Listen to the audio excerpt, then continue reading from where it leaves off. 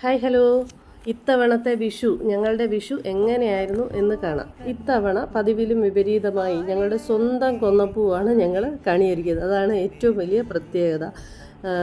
ഈ എല്ലാ വർഷവും ഞങ്ങൾ പുറത്തുനിന്ന് വാങ്ങുകയായിരുന്നു പതിവ്. പക്ഷേ ഇത്രയും കാറ്റും മഴയും ഉണ്ടായിട്ട് ഞങ്ങളുടെ കൊന്ന ഇത്രയും പൂവ് ഞങ്ങൾക്ക് വേണ്ടി കരുതി വെച്ചിരുന്നു. പിന്നുള്ളൊരു പ്രത്യേകത എന്ന് വെച്ചാൽ ഇത്തവണ വിഷുവിനെ കണിയൊരുക്കിയതെല്ലാം മോളാണ്.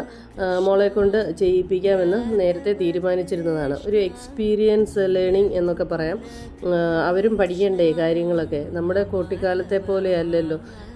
നമ്മുടെ കുട്ടിക്കാലത്ത് നമ്മൾ തന്നെ പോയി നമ്മളെ കൊണ്ട് പറ്റുന്ന രീതിയിലുള്ള സാധനങ്ങളൊക്കെ അറേഞ്ച് ചെയ്ത് വെക്കും. ഇത്തവണ അങ്ങനെയൊന്നുമല്ല, നമ്മളെല്ലാ സംഭവങ്ങളും ഒക്കെ അറേഞ്ച് ചെയ്ത് വെച്ചിരുന്നു. അപ്പോൾ അതെല്ലാം എടുത്തൊന്ന് സെറ്റ് ചെയ്യുക. അപ്പോൾ തന്നെ അവർ മനസ്സിലാക്കുമല്ലോ എന്തൊക്കെ സംഭവങ്ങളാണ് വിഷുവിന് വെക്കുന്നത് എന്നുള്ളൊരു ചെറിയ ഐഡിയ ഒക്കെ കിട്ടുമല്ലോ.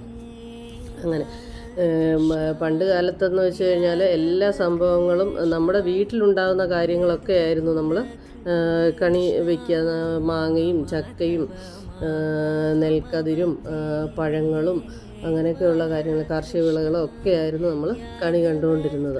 പക്ഷേ ഇപ്പോൾ എല്ലാ സാധനങ്ങളും പുറത്ത് അവൈലബിളാണ്. നമ്മൾ കൂടുതൽ ആരും മെനക്കെടാറില്ല, ആർക്കും സമയമില്ല. അപ്പോൾ നമ്മൾ എല്ലാം പുറത്തുനിന്ന് നമ്മൾ വാങ്ങിയാണ് കണിയൊരുക്കുന്നത്. ഈ അറേഞ്ച് ചെയ്ത് വെക്കുന്ന കൂട്ടത്തിലാണെങ്കിലും ഇതിലുള്ള ചക്കയും മാങ്ങയും പിന്നെ തേങ്ങയും മാത്രമാണ് നമ്മുടെ സ്വന്തമായിട്ടുള്ളത്. ബാക്കിയുള്ള സാധനങ്ങൾ മൊത്തം പുറത്തുനിന്ന് നമ്മൾ വാങ്ങിയിട്ടുള്ളത് തന്നെയാണ്.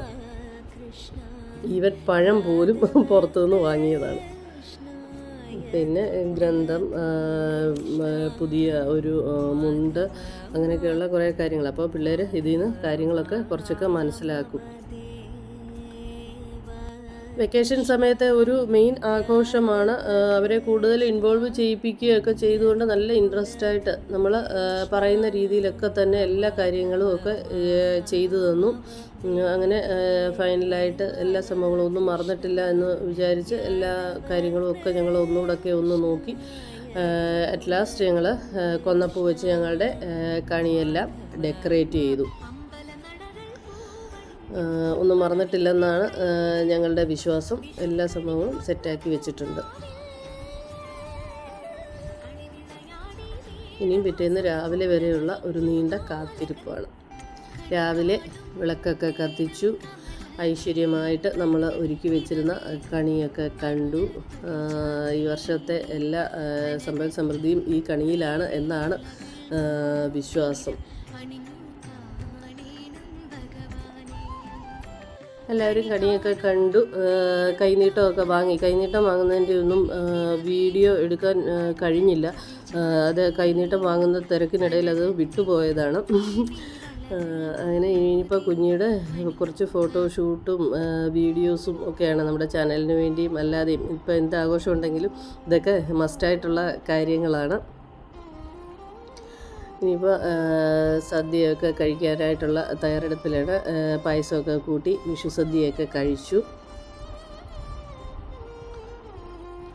എല്ലാവരുമായിട്ടുള്ള ഒരു ഒത്തുചേരൽ കൂടിയാണ് വിഷു.